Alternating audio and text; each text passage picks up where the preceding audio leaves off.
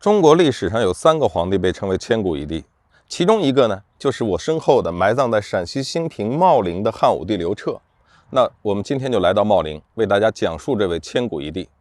刘彻的老爸是汉景帝刘启，就是历史上文景之治的汉景帝。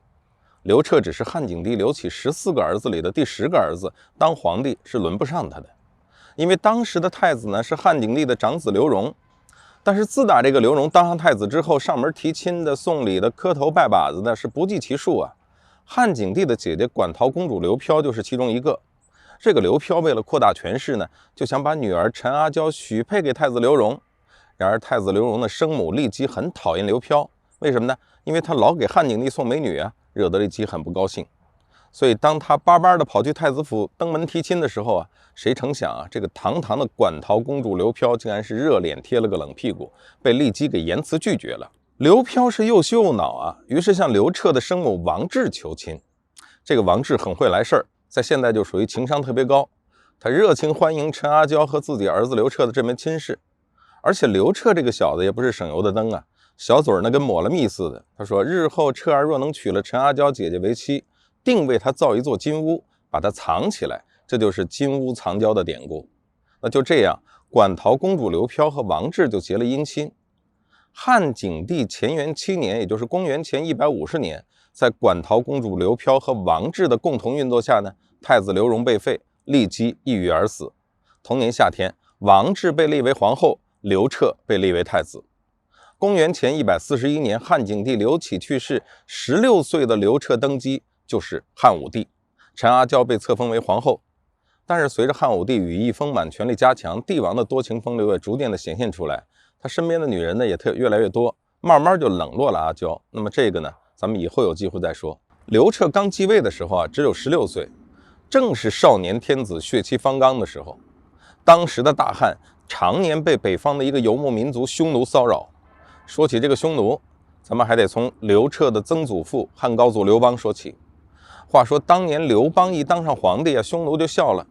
早年被秦始皇欺负到北边很憋屈，他觉得这下终于来个软柿子了，结果呢还真是个软柿子。因为当时的刘邦跟项羽刚打完架，弄得浑身都不舒坦，根本就没有力气再跟匈奴玩。于是大汉就施展了一个宇宙无敌大法，就是和亲，就是送你新娘子还我好日子。这个没出息的匈奴发现原来不玩命也能赢大奖，拉着妹子和几卡车嫁妆，像小鹿一样就欢快的回去了。这大汉朝也发现人类的和平就这么简单，一个妹子几床被子，妇女真能顶起半边天。所以日后但凡是匈奴一闹腾啊，大汉朝就安排法定节目和亲。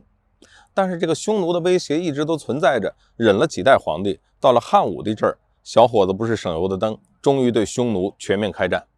他先后任用卫青、霍去病等为大将，主动出击匈奴，先收复了河套，后统领了河西。到了公元前119年，卫青、霍去病分2路出击匈奴，出塞1000余里，斩首万余人，匈奴单于仓皇北逃。尤其是霍去病，他以弱冠之年封狼居胥，兵锋直逼瀚海，匈奴从此远遁，一蹶不振。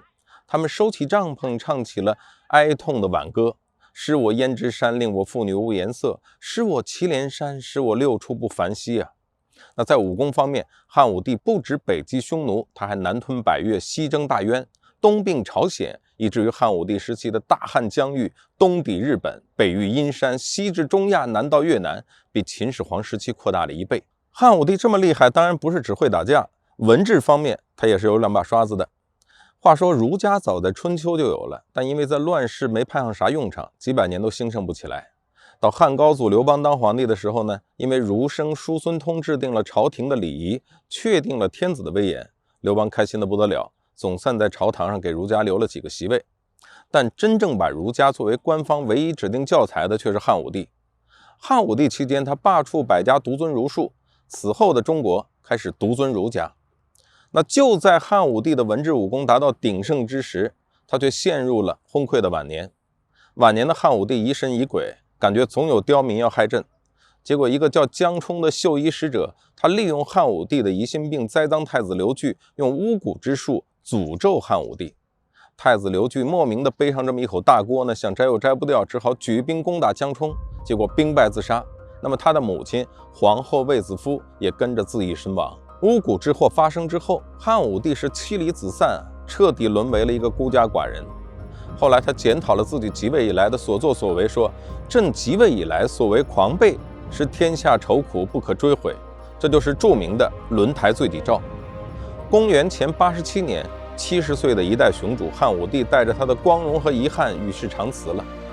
他的一生历来都有穷兵黩武和雄才大略两种不同的评价。但是不可以否认的是，他开创了一个伟大的时代，他给了一个国家前所未有的尊严，一个民族挺立千秋的自信。这就是汉武大帝名副其实的千古帝王。